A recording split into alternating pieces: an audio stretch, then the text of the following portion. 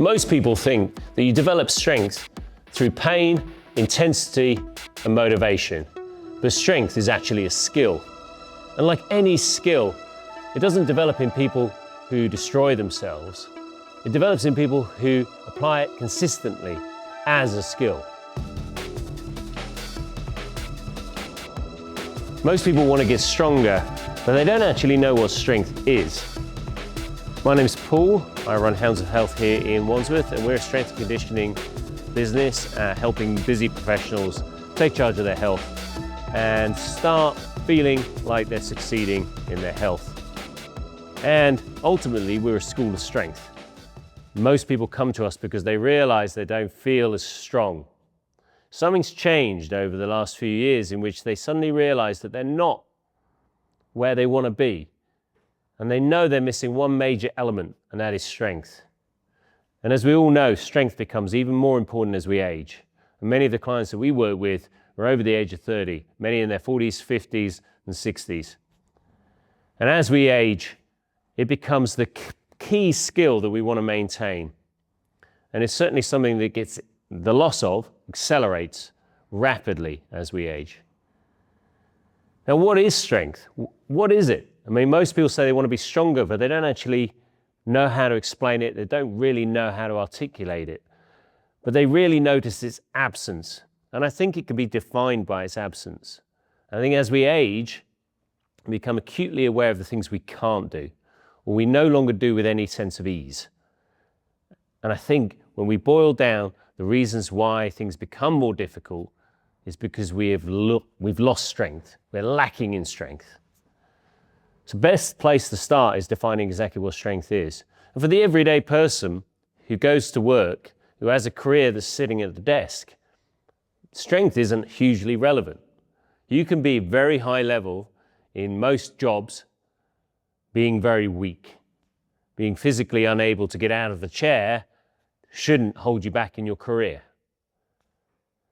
And many people put aside their physicality for their job. Their job doesn't require them to be strong, so why would they develop that quality? But there comes a point in anyone's life where they suddenly realize that they probably have another 20, 30 years, and they realize that if they're going to have the quality of life they want, not just lifespan, but actually having health span, where they can go out and do the things that they love, they need to have a basis of strength. We're physical. We live in this world in which we have to move around. Unless you're a billionaire who has your own butler to do everything for you, you're going to need to do more and more in your life as you age. You know, things that you take for granted now will suddenly become very difficult. And the more you give to other people to do, the less you'll maintain those skills and the more dependent you'll become. And I very much feel that whenever I'm training anyone, I'm not just thinking about the session that they're doing. I'm thinking about what is the knock-on effect? Will this give them longevity? They might not be thinking about it, but I am thinking about it. I think about it in my own training, but they should be thinking about it as well.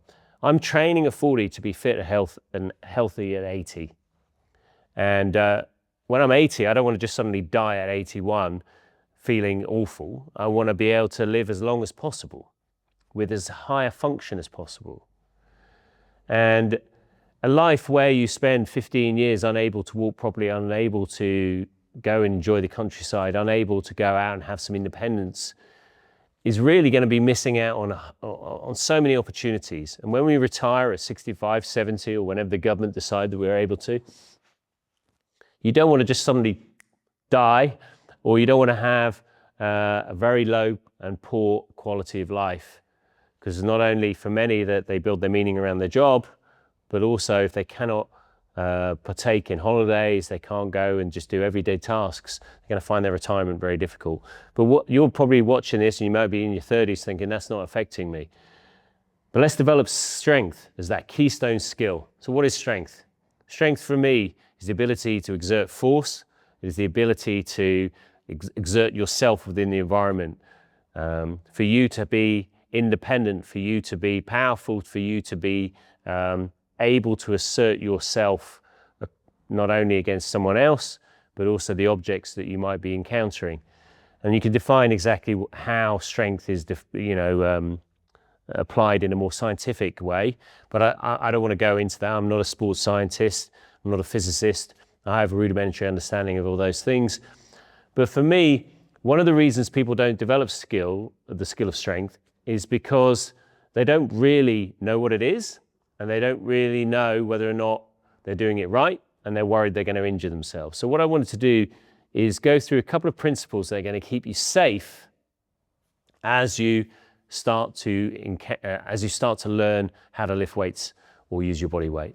So what I want to do today is just make it really simple and give you 3 different techniques that you can utilize to get the most out of lifting weights. When I was starting to get fit on my own journey, most of my reading and most of my experiences were around like cardiovascular work, going out there, pounding the pavement, doing a sport, and no one had ever taught me how to get strong. And so whenever I went into the gym, I did get a lot of tweaks and a lot of pain in my knees, my low back and things like that. And then I ended up reading some great books by a very well-known strength and conditioning coach, maybe niche if you've never come across him, but it's certainly great reading if you are starting to get into the world of strength. And that is a guy called Pavel Tsatsouline. And he mentioned a few different techniques that will keep you safe. And every good trainer that I've ever worked with apply these techniques in a lot of different variety, but overall these techniques are consistent across all the good people I've worked with. And it's what we teach in our studio, and it's what my coaches teach. And these are these 3 things: your gut, your glutes, and your grip, okay? And these are the 3 principles that you can apply to any lift that allow you to skill yourself up and get the most out of the lift and lift safely. And as I say, strength is a skill. The more you do an exercise, the more you build a pathway in your brain, in your central nervous system, and the more you build that familiarity, the easier it will become, the more confident you will become. What I say to my clients when they start working with us is that I know you're starting to feel strong when you come up to me off your own back and say, I want to lift that. And they point to a really heavy kettlebell, or they say, can I put some more weight on? Because that tells me that they're now building confidence, okay? I'm not just mandating and prescribing a weight. They're now saying, look, I actually trust myself a bit more. And strength is an element, it's a conversation, and it's trust. It's trust between you and your central nervous system, the activity you're about to do, and whether or not your brain thinks you can complete it safely, whether or not it believes that you can keep your joints safe. Because ultimately, your brain will hold you back from doing anything stupid. I mean, we have ways of overriding it, don't get me wrong, but it will limit what you can lift if it doesn't trust you, because it's worried that you will pay a price and you won't be able to function. And it doesn't know that you spend 10 hours at a desk. It thinks you might have to go out and persistence hunt and run down an animal. It doesn't know that you're just sitting at a desk working on a spreadsheet. So when we look at grip, gut, and glutes, we're working on the following principles. So when it comes to grip and gut and glutes, we're looking, the first principle is going to be tension, okay? One of the things you have to bring to the table when you're lifting a weight is to meet the weight with the relative or the requisite amount of tension. Because if you're not in control, if you can't contract your muscles correctly, you are not going to be able to pick up that weight safely. Now, whenever you pick something up, you are getting immediate feedback from the weight. And that feedback is the weight wanting to make its way to the floor, okay? It wants to go from A to B as quickly as possible because of gravity. And you're in between the weight and the floor. And so you've got to create tension. You've got to start tensing the muscles in order to control that weight. The more you tense, the more structure you create, and the harder it will be for the weight to move you. So ultimately, you're the one in control. And so what we do is we want to use our grip, tense our grip really hard. We want to squeeze our bottom, and we want to take a deep breath into our belly, pressurize our belly, almost like you're about to take a punch, and create structure. And that's really, really important. I can't remember who told me this. Maybe it was a quote from Pavel, which is, you can't fire a cannon from a canoe. So if you want to be able to create an explosive movement, or if you want to be able to lift a heavy weight, you've got to create a foundation. And if you've got a floppy foundation, then you're not going to be able to express your power. So a great example of this would be putting a weight overhead. Now, when you're standing, there's a lot of joints involved. And that means you've got to stabilize each of these joints. So you've got your ankle, you've got your knees, you've got your hips, you've got your spine, you've got your shoulders, you've got your elbows, you've got your wrists. And so when you're pressing a barbell overhead, okay, barbell like this one here, you're pressing it overhead, then you've got to create enough tension. Now, if you were to do this now, you were to grab a heavy weight and you were to just relax all your muscles in your body, it would be very difficult to put that heavy weight overhead. So what we do is we use our grip, we use our glutes, and we use our gut to create the tension and create stability across all that kinetic chain, okay? Because where there's no stability, that's where the energy leaks. And this is where the skill comes in, because it is a skill to organize your body. Many people fail a lift because they didn't organize their body correctly before the lift started. So, for example, you're about to press a weight overhead. It's very difficult to organize yourself once the bar is in motion. Once you've started to press yourself, it's very difficult to suddenly get tight. So we always ask our clients to start organizing themselves before they do the lift. And that's a mindful practice. Strength training as a skill is a mindful practice. It's one where you need to start being an active participant in the process. Many people go to classes and they go, I put the weight overhead, da, da, da, da. They just start doing these random movements. They're typically working with very light weights, and they've never needed to learn how to utilize these skills. So when you start working with heavier weights and you go into progressive overload, adding more and more weight over time, you need to organize yourself better and better and better. And it gets easier the more you do it. So your greatest friend is repetition. The more reps you do, the more opportunities to practice, but it's purposeful practice. It's not random practice. You want to practice the skill of contracting your muscles, creating tension in your belly, creating that intra-abdominal breathing. So where you've created pressure there, that's created a structure. You know, when you think about your stomach and your spine, there's a lot of moving parts. There's a lot of, it's a very flexible structure. So you want to create structure there by breathing deeply into the belly and tightening your glutes, tightening your grip, and that's going to allow you to create tension. Now, one of the reasons that the grip is so important is you can send a message to the rest of your body, to other muscles, to start pulling their weight. If you can't hold on to a weight, you're unlikely to pick it up. And one of the reasons that a lot of people fail a deadlift when they're picking a heavy weight up from the floor is often their grip gives way first, and then their body says, look, you can't hold on to this, we're not going to give you enough power, okay? We're not going to trust you with this. So if you've got a strong grip, then you can send a message to the muscles to start contracting harder. The harder you grip, the more muscles will be activated further and further up the train. That's sending a message to your body to work hard, and that's a skill. The skill of gripping hard, the skill of organizing yourself in a difficult position, like in the bottom of a deadlift. The deadlift is a great example where you have to feed tension into the lift. You're not just getting feedback because the bar isn't moving on the floor. When you walk up to a barbell, you don't know how heavy it is until it moves. Obviously, you can read how much weight is on there, but sometimes if you lift something, you don't know how heavy it is. So you can only anticipate the weight, and therefore we need to feed tension into the bar. Feed tension. So we've got to get tight before we lift, versus a back squat where the bar is on our back and we get feedback. So we get feedback from the weight. Oh my God, this is heavy, I better get tight. And so often as a coach, we'll throw cues at you, which is get tight, deep breath, squeeze your bum, tight grip, you know, whatever it is, whatever works for the client. There's loads of different kind of things you can throw at someone. And that teaches you to engage that skill set. Now, we don't want to use too many skills, because sometimes when the weight's really heavy, you can only think about a few things.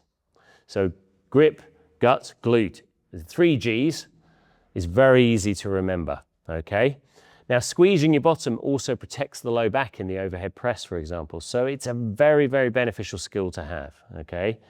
And that is why the skill of lifting is something that's so important. Purposeful practice, practicing good quality skills over and over again allows you to develop skill in them until the fact that you don't need to be so conscious when you're lifting. A very highly skilled practitioner will not be mentally overwhelmed. When I work with clients at the beginning and we're saying, look, you've got to organize your hips like this, your knees have got to be like this, your weight distribution's got to be like this. If we throw too many things at people, they get overwhelmed. We call it paralysis by analysis. And so over time, you want to lock in a couple of different skills, keep repeating them until you get really good at them. And then when you're under stress, and the gym is a place where you put yourself under stress, you will revert to your training, you revert to those skills. And what I see routinely with our clients is that when they're starting to get to the end of that challenging set where they're right near the edge, I see them starting to employ these techniques under pressure. I can see them taking a deep breath before they do their next squat. I can see them squeezing their bottom before they do it. I can see them using their grip because they've got white knuckles, and it allows them to get a little bit more out of their workout. Okay, they don't give up when it's tough. They trust their ability to skill up in the face of the challenge, and it allows them to get 3 or 4 extra reps, and that compounds over many, many months and years. And so there are obviously lots of other skills that you can develop as an individual going into strength: positioning, body awareness, mechanical breathing. But all these things can be taken individually, and each lift has their own different application of those principles. But I would say every strength exercise will involve your grip, it will involve your breathing, and it will involve in some way your bottom, okay? Even the bench press requires you to engage your glutes, engage your breathing. We breathe into the chest on the bench rather than the belly. We still be using our grip. And I particularly a lot of our clients who feel like they don't know, when they come to us, they don't have any confidence. As they start practicing these skills, they suddenly believe that they can do it. And they actually enjoy the lifts because they're no longer scared of the lifts, and they trust themselves under pressure, and they no longer worry about getting injured. Something like the deadlift, for example, a lot of people injure themselves in that first kind of half a foot from lifting it from the floor to their knees. And it's often a failure of organizing themselves in the bottom, because it's tough to be in that position about to lift something heavy, and you want to wiggle out of it. But the skill comes down to being able to maintain your composure before you lift, get the grip right, get the glutes engaged, get your breathing engaged, boom, you lift the weight, you feel great, you rep it out, put it down, and you move on. So I hope that's given you some insight into how you can utilize your skills to improve your strength, which is ultimately a conversation between your central nervous system and your brain. And that gives you that conversation that you have is made much easier when you have a system that you're applying consistently, that you can practice, that you trust, and that you can employ when you're under pressure. So until next week, if you've got any questions, put them in the comments below. Share this podcast. My name is Paul, Beast of Burden. We're on Hounds of Health here in Wandsworth, so get in touch if we can help you.